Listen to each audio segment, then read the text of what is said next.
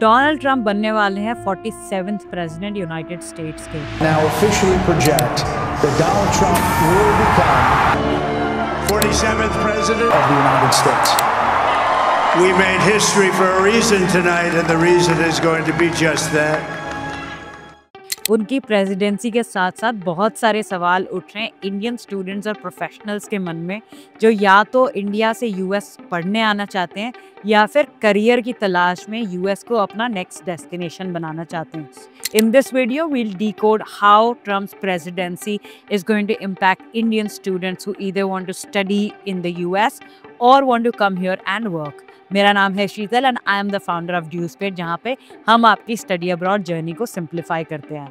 In this video, we'll talk about some major things, including the immigration policies, Trump's recent remarks during his rallies, and how this is going to impact Indians at large. So stay tuned till the end. Also, we have created a Google link जहाँ पे आप अपनी specific queries हमें भेज सकते हो at DewsPaid, and we'll make sure that we connect you with the experts and get you the help you deserve. So without further ado, let's dive into the video. सबसे बड़ा concern जो Indian students और professionals में है वो है immigration policies and the impact on H-1B visa system. International students के लिए सबसे बड़ी चीज़ ये होती है कि वो graduate होने के बाद US में काम कर पाए, for which they need a work permit.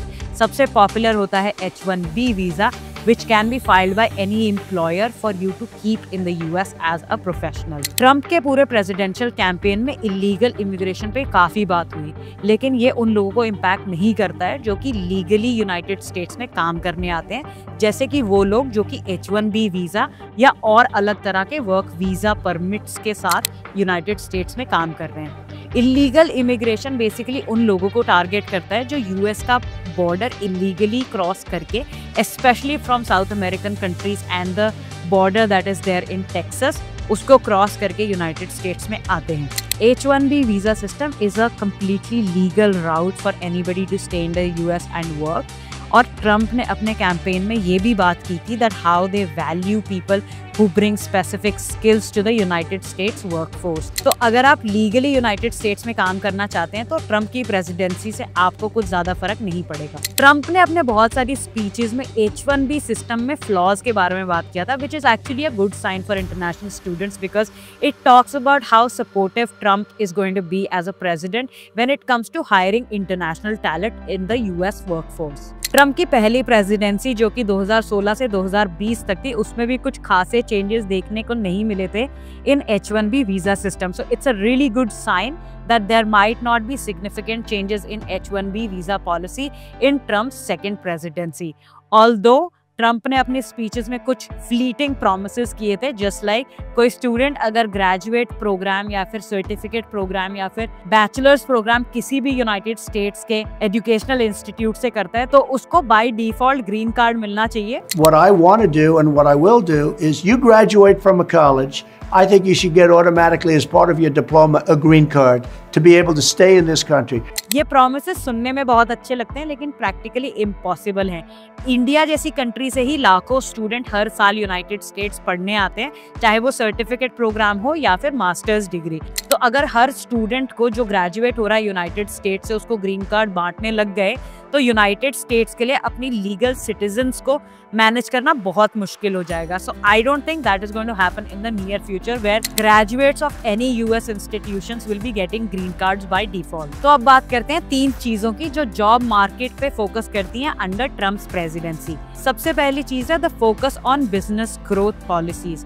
आपने देखा होगा अगर आप एनालाइज करेंगे ट्रम्प कैंपेन की इकोनॉमिक पॉलिसीज को तो उनका फोकस बहुत ही बिजनेस ग्रोथ की तरफ है. एंड इट्स सिंपल मैथ, अगर बिजनेस ग्रोथ की तरफ आप देखेंगे तो आपको जॉब अपॉर्चुनिटीज भी बेटर मिलेंगी. ट्रंप ने प्रपोज किया है कि कॉर्पोरेट टैक्स को 21% तक ले आना चाहिए, which means that more cash flow will be available for companies to take advantage of, and they can actually expand their businesses, expand their workforce, and we can in turn expect that more people will be hired. So international students के लिए काफ़ी अच्छी opportunity generate हो सकती है। दूसरी चीज़ उन्होंने ये कही थी कि वो इंटरेस्ट रेट्स को कम करना चाहते हैं, जिसका मतलब ये है कि अगर कंपनीज को लोन लेना है तो उनको कम इंटरेस्ट पे लोन मिलेगा, which in turn goes on to show their business growth mindset when it comes to expanding workforce and businesses in the US. So there is a fair amount of chance कि बहुत सारी companies इस loan का फायदा उठाएंगी और अपने आप को एक्सपैंड करने की कोशिश करेंगी। अगर वो कंपनीज एक्सपैंड होंगी तो बाय डिफॉल्ट कहीं ना कहीं वर्कफोर्स को एक्सपैंड होना ही पड़ेगा, which in turn also means that there will be more opportunities for international students. Now let's talk about one of the major things that has been a point of concern for international students, and that is the America First policy that Trump has been advocating for in his campaign speeches. एक सबसे बड़ी डरावनी चीज़ जो international students को इस time पे परेशान कर रही है वो है ट्रम्प की अमेरिका फर्स्ट पॉलिसी, जिसका उन्होंने बहुत बार अपने कैंपेन स्पीचेस में जिक्र किया है। America First policy basically is something wherein Trump wants to keep everything in-house. All the production, all the companies, everything has to be done in the US. Just like Make in India, जो हमने India में witness किया था, जहाँ पे हमने देखा था कि बहुत सारे स्मॉल स्केल बिजनेसेस को, कंपनीज को बहुत फायदा मिला था इस चीज़ का। Similar thing can also be seen in the US with America First policy. अगर आप America First को एनालाइज करेंगे मेक इन इंडिया को साथ में रख के, तो आपको ये समझ में आएगा कि बहुत सारी कंपनियां जो यूएस में ही बनी हैं और यूएस में ही काम करती हैं उनको फेवर किया जाएगा, जिसका मतलब ये है कि अपॉर्चुनिटीज कम नहीं होंगी बल्कि बढ़ेंगी ही कहीं ना कहीं। ये सारे फैक्टर्स पोटेंशियल बेनिफिट्स शो करते हैं, but we also need to be very realistic. Students को ये भी समझना पड़ेगा that although the job market is always going to go through ups and downs, what is going to guarantee them a great career is their ability to tackle challenges and also adapt in a disruptive market.